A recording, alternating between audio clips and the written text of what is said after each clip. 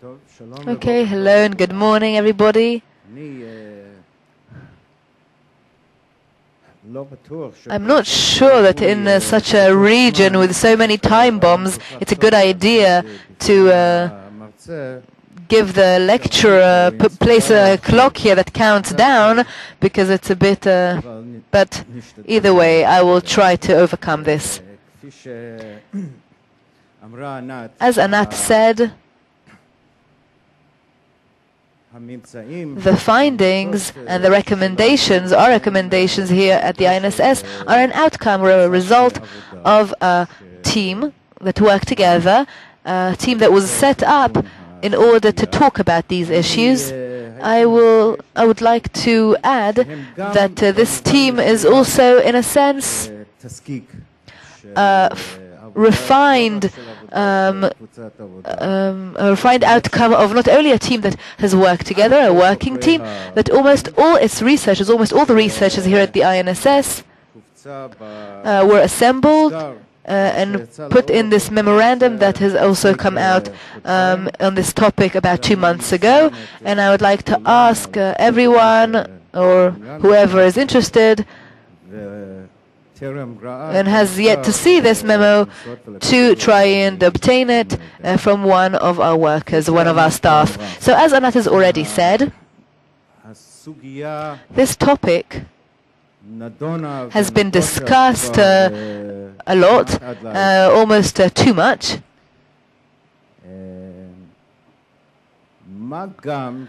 Moreover, all the uprisings and all these changes and coups that are all considered Arab Spring or part of the Arab Spring are not monolithic, are not homogeneous, and that is why it is very difficult to make any generalization about them. So we have not tried again to characterize this phenomenon called Arab Spring. We have, it suffices for us to use these opening remarks to the subject. So first of all, of course, despite the use of the term Arab Spring, there are very few generalizations that are valid across the board in the entire region. And the reason and the circumstances and the actions and the outcomes change from one country to another, of course, due to the different circumstances in each one of the countries, of course, for economic, social, political reasons in each one of the countries. What we think we can say in a more generalized across-the-board manner is that there are 3 things that we can say and implement in terms of the term Arab Spring. First of all, of course, that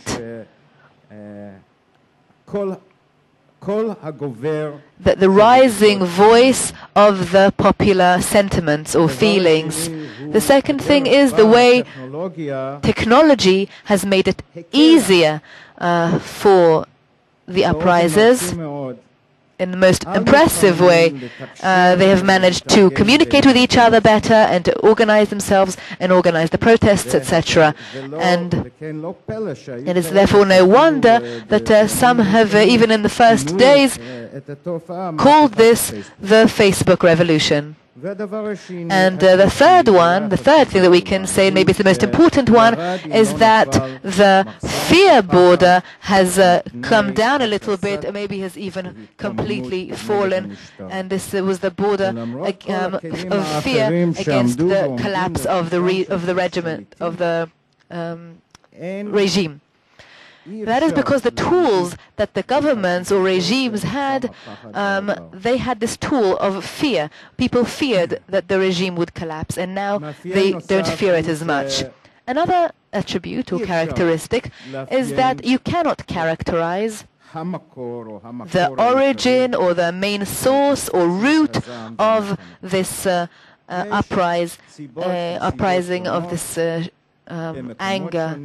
There are different reasons in different places, but they are mostly either political or psychological For instance, the protesters, especially in Tunisia and in Egypt at the beginning, who protested against the revocation of their dignity, or economic, materialistic, and it's not exactly in connection with the growth, macroeconomic growth, or mostly in Egypt, for instance, over the past several years, there has been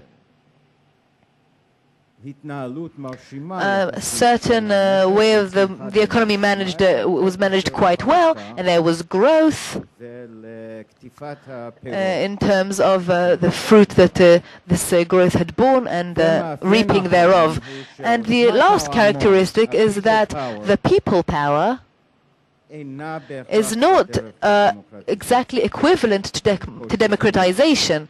And again, I would like to reiterate what has been said, that sometimes it mostly is a manifestation of an aspiration to express authentic sentiments, so to speak, of a group or collective identity, maybe communal, maybe tribal, in a protest against the control of the religion or the community or a certain tribe, and not exactly an attempt to implement rights. And that's why perhaps one of the outcomes of the ending of the Gaddafi in Libya is that the country will now be managed tribally, and therefore the people power increasing, especially since it is manifested or expressed in this level, may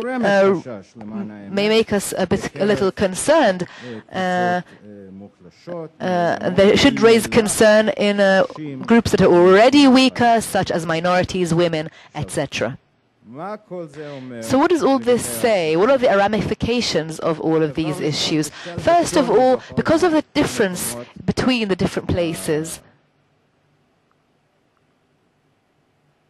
it is almost impossible to anticipate or foresee the outcomes or even the way where things are going.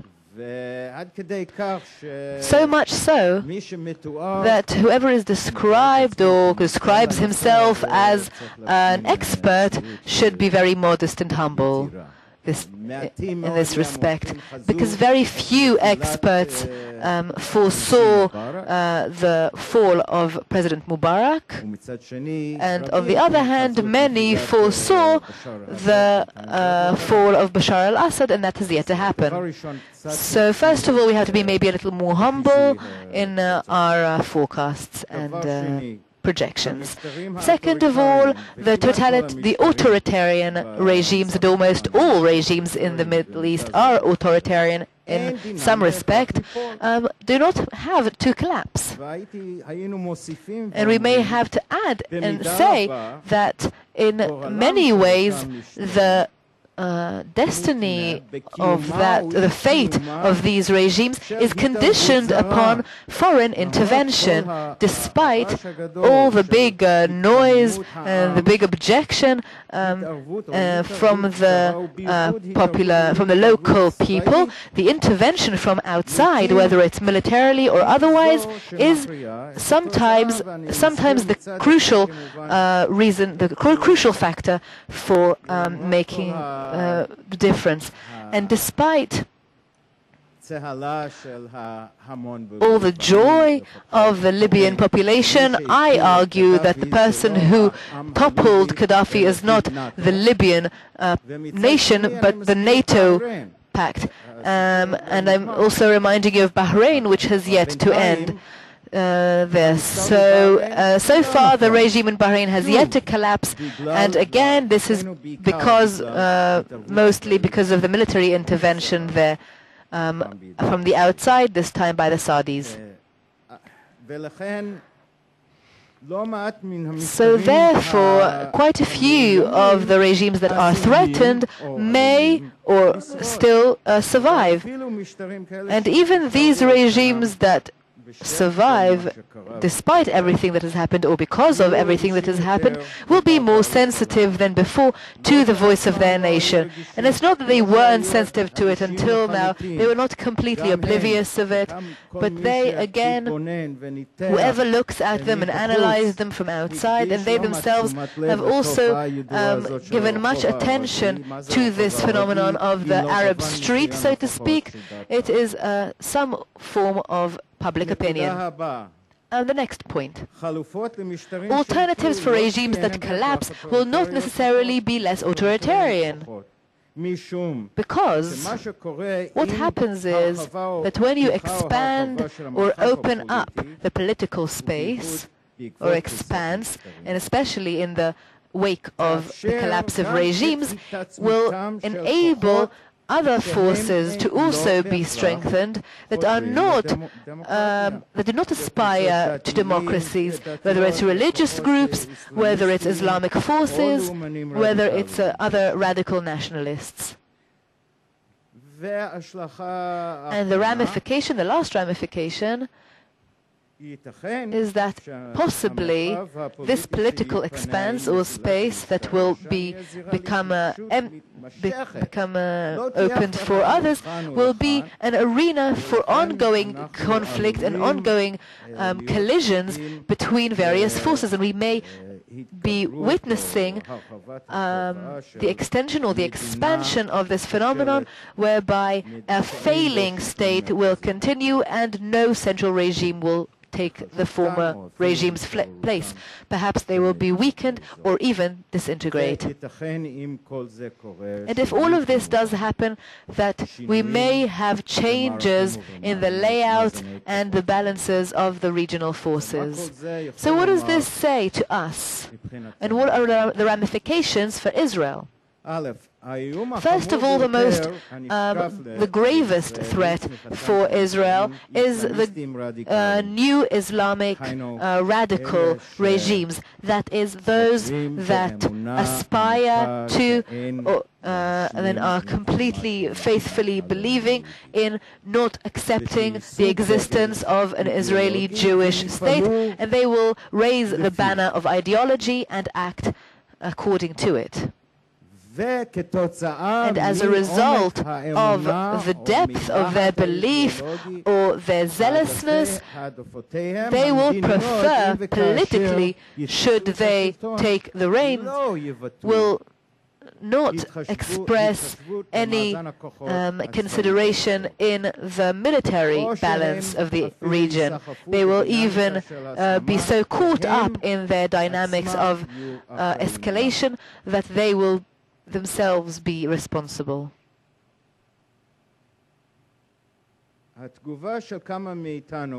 The response that some of us have, and it's my automatic response as well, I have to say, and of those who have regretted the collapse of Hosni Mubarak's regime because he was described as a friend of Israel's, my response was, I don't think he was a friend to Israel, but he was a person who believed that the national interest, the highest national interest, was to have proper, good relations, stable relations with the United States, and consequently with Israel.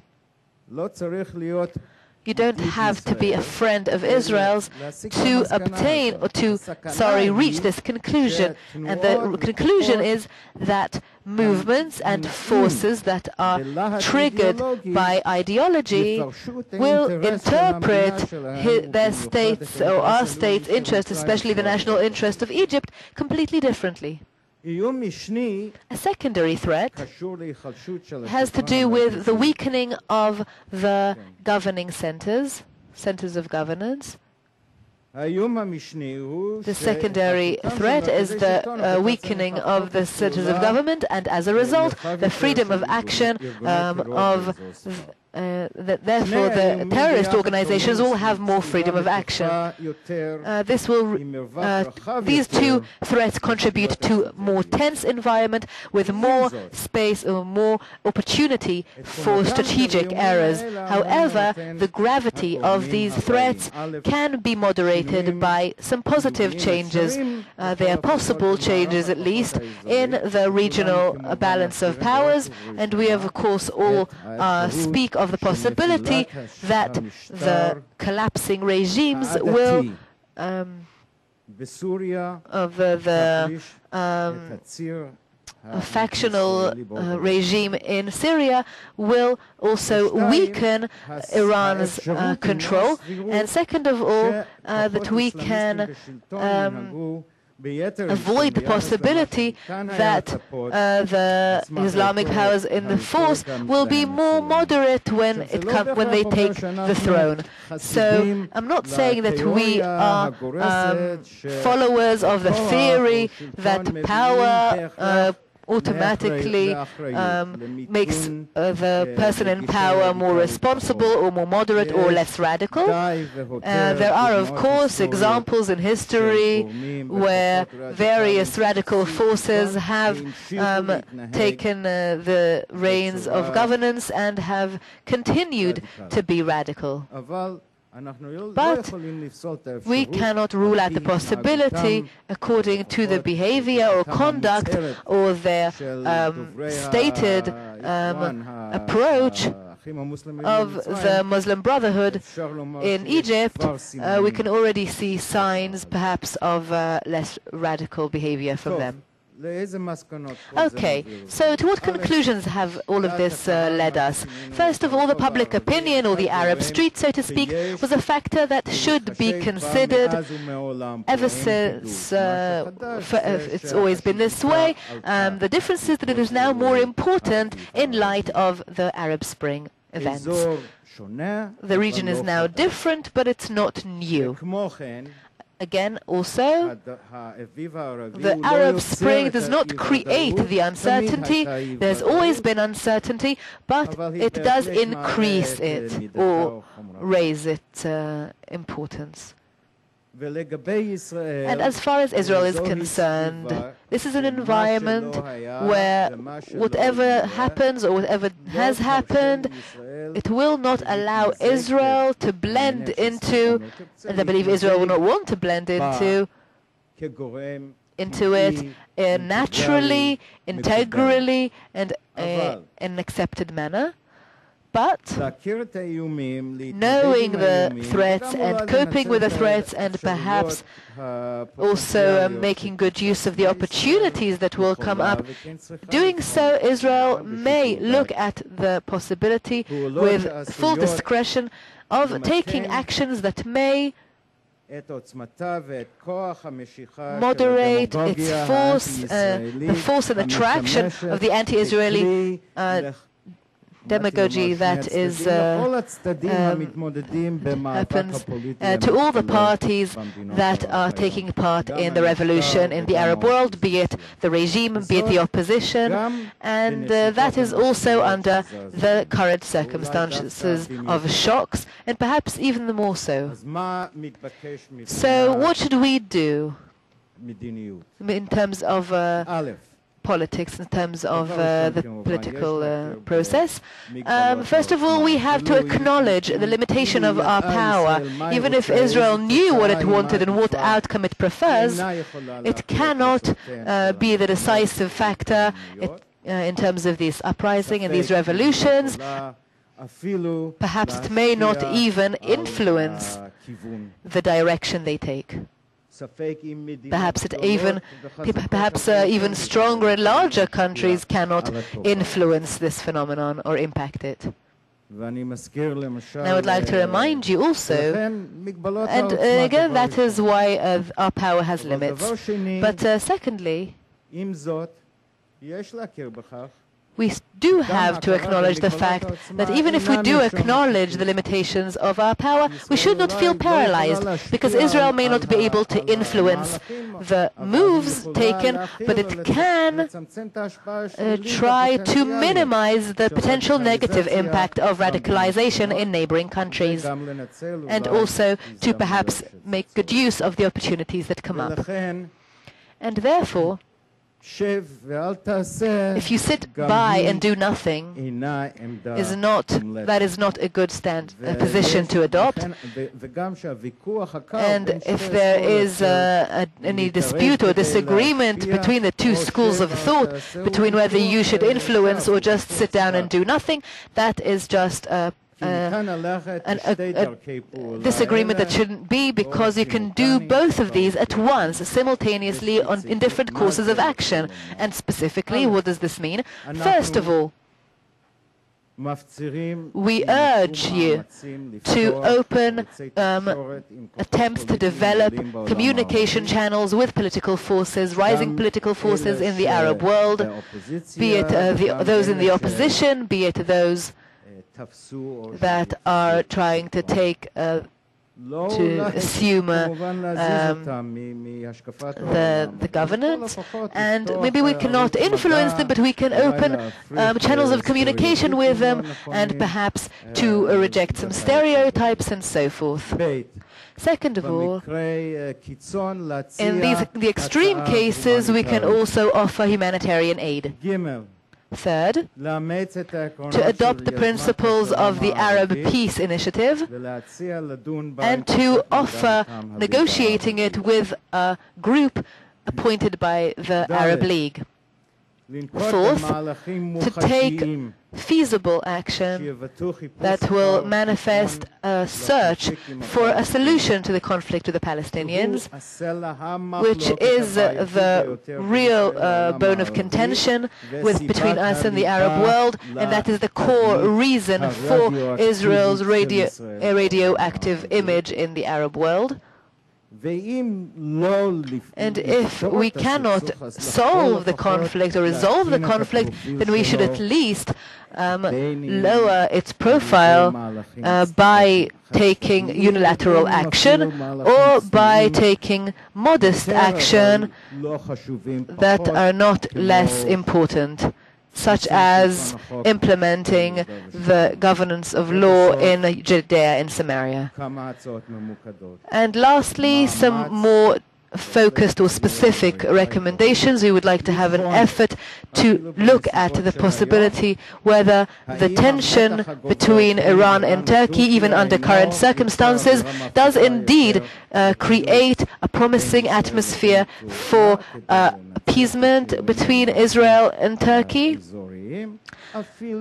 even at the price of, or at a high price, such as an apology or payment of compensation.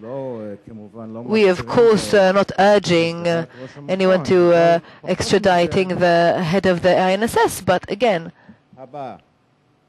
we should perhaps implement more active steps in order to ease the economic distress in Jordan, because here, much more than in other places, the economic distress is threatening the stability of Jordan and will pose a very strategic problem for Israel. And finally, to increase the investment in the preparation for the realization of some threatening environments in scenarios in Sinai,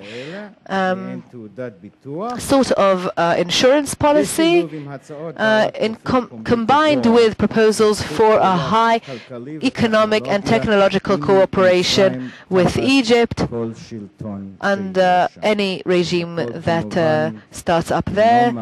All of this does not, of course, is not a magical solution, but it is some way of controlling the damages. Thank you very much.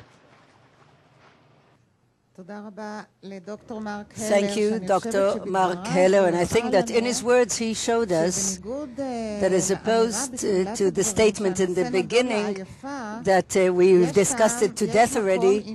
There is a great importance to continue to look at the various aspects of that regional phenomenon and to really think how we can translate it into Israeli policy that will be able to improve for Israel the strategic environment in which it finds itself.